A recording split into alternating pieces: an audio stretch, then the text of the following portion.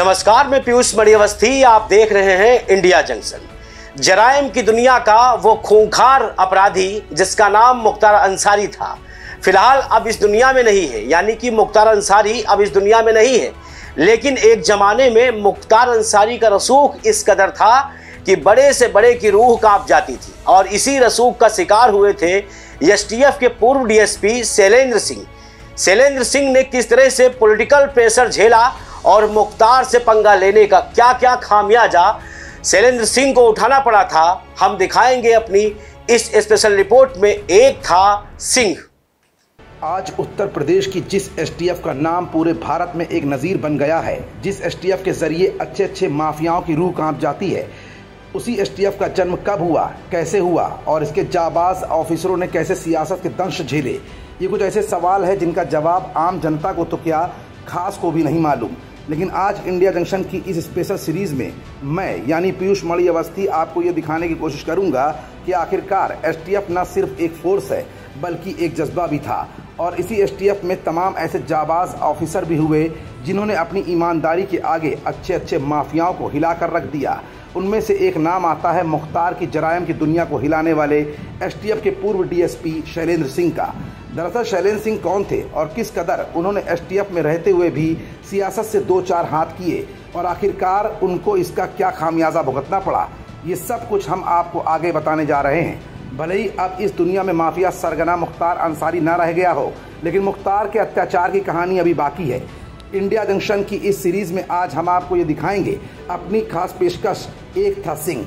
दरअसल जिस सिंह की हम बात कर रहे हैं, वाकई में वो सिंह तो अपनी कास्ट से था, लेकिन अगर उसको शेर की संज्ञा दी जाए तो कम ना होगी। कहानी 2003 से लेकर 2004 के इर्द गिर्द घूम रही है। मुलायम सिंह यादव की अल्पमत की सरकार किसी भी कीमत पर मुख्तार अंसारी को बचाना चाहती थी। एसटीएफ के डीएसपी शैलेंद्र सिंह के ऊपर मुख्तार पर दर्ज मुकदमे से पोटा हटाने का दबाव था। जाबाज ऑफिसर शैलेंद्र सिंह ने जब इस मामले में इनकार किया तो आईजी जोन, डीआईजी रेंज और एसटीएफ के एसएसपी का तबादला कर दिया गया। इतना दबाव डाला गया कि अच्छी नौकरी से शैलेंद्र सिंह को इस्तीफा देना तक पड़ गया। शासन की ग्रिप इतनी मजबूत थी और माफिया तंत्र इतना हावी था कि शैलेंद्र के खिलाफ मुकदमा दर्ज कर उन्हें जेल तक भेज दिया गया था। शासन के दबाव के चलते उन्हें बाहर आने के बाद भी कहीं नौकरी तक नहीं मिली। कभी का जाबाज ऑफिसर आज रोजगार की तलाश में भटक रहा था, कोई किराए का मकान तक नहीं देता था। ये दास्तां एसटीएफ की वाराणसी यूनिट के पूर्व डीएसपी एसपी शैलेंद्र सिंह की है, जिन्होंने मुख्तार को लाइट मशीन गन बेचने आए 3 बदमाशों को गिरफ्तार किया था। उनकी इस बहादुरी का इनाम देने के बजाय सरकार खुलकर मुख्तार के समर्थन में आ गई थी। माफिया मुख्तार अंसारी की बांदा जेल में मौत के बाद शैलेंद्र सिंह ने कहा था कि उस दौरान मुख्तार का भय चरम पर था, उसे सरकार का खुला समर्थन हासिल था। मऊ दंगे में हथियार लेकर घूमने पर किसी की विरोध या कार्रवाई करने की हिम्मत तक नहीं हुई। मैंने यूपी में पहली बार एलएमजी बरामद कराई थी। मुख्तार को जेल भेजने के लिए पोटा लगाया था, जो उस दौर का सबसे सख्त कानून था। हालांकि तत्कालीन मुख्यमंत्री मुलायम सिंह यादव मुख्तार को किसी भी कीमत पर बचाना चाहते थे। अत्यधिक दबाव में मजबूरीवश मुझे इस्तीफा देना पड़ा, ये बातें शैलेंद्र सिंह ने अपने दर्द के जरिए बयां की थी। मुख्तार की मौत के बाद मुख्तार की हदों का शिकार हुए शैलेंद्र सिंह जैसे तेज तर्रार ऑफिसर अपनी जाबाजी की कहानी को तो बयां नहीं करते, लेकिन उसने शासन, सत्ता और माफिया गठजोड़ों की कहानी जरूर खोल कर रख दी है। शैलेंद्र ने ही अपनी बात जनता को बताई कि किस तरह आपकी चुनी हुई सरकार माफिया के निर्देश पर काम करती है। शैलेंद्र ने अपनी टीम के साथ एलएमजी बरामद की थी। शैलेंद्र सिंह की ड्यूटी थी कि जनता के लिए कहर बनने वाले ऐसे तत्वों को रोका जाए।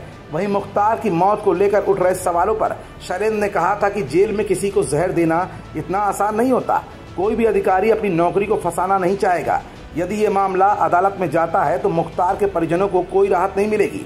शैलेंद्र ने शासन और पुलिस के तेज अधिकारियों के बीच कड़वे रिश्तों की भी कहानी खोल कर रख दी है। शैलेंद्र का मानना है कि जब एक ऑफिसर नौकरी में आता है तो वो पब्लिक सर्वेंट बोला जाता है, बाद में पार्टी का एजेंट बन जाता है और उनके मुताबिक फैसले लेने लगता है। पुरानी कहावत है कि अगर पुलिस चाह ले तो पत्ता भी खड़क नहीं सकता। शैलेंद्र ने भी कुछ ऐसे ही स्टैंड लिए थे और अपने परिवार की जान को जोखिम में डाला था। शैलेंद्र का मानना है कि हर आदमी का अच्छा बुरा कर्म देर सवेर सामने आता है। ऐसा ही हाल मुख्तार अंसारी का भी हुआ है। पहले मुख्तार के खिलाफ दर्ज मामलों में 2 दशक तक फैसला नहीं आता था। हालात बदले तो 1.5 साल में कई बार सजा हुई। शैलेंद्र सिंह पर राजनीतिक षड्यंत्र और अत्याचार की कहानी जुड़ी हुई है साल 2004 से। इसी साल में मुख्तार पर सेना से चोरी हुई मशीन गन LMG खरीदने का आरोप लगाया गया था, जिसने सूबे की सियासत में हड़कंप मचा दिया था। शैलेंद्र सिंह और उनकी टीम ने 5 जनवरी 2004 को वाराणसी के चौबेपुर इलाके में छापा मारकर मुख्तार को LMG बेचने आए बाबूलाल यादव और मुन्नर यादव को गिरफ्तार किया था। उनके पास से LMG और 200 कारतूस बरामद हुए थे। पूछताछ के बाद ये भी खुलासा हुआ था कि वो मुख्तार को 1 करोड़ रुपए में LMG बेचने वाराणसी आए थे। इसका इस्तेमाल भाजपा विधायक कृष्णानंद राय की हत्या के लिए होना था। हालांकि शैलेंद्र ने अपनी जाबाजी और ईमानदारी के चलते इन लोगों को गिरफ्तार कर लिया, लेकिन शैलेंद्र को क्या मालूम था कि शासन और प्रशासन के द्वारा उन्हें रिवार्ड की जगह जिंदगी भर की परेशानी उठाने का कलंक गिफ्ट में मिलेगा, जिसे वो ताज़िंदगी भूल नहीं पाएंगे। और कुछ वैसा ही हुआ।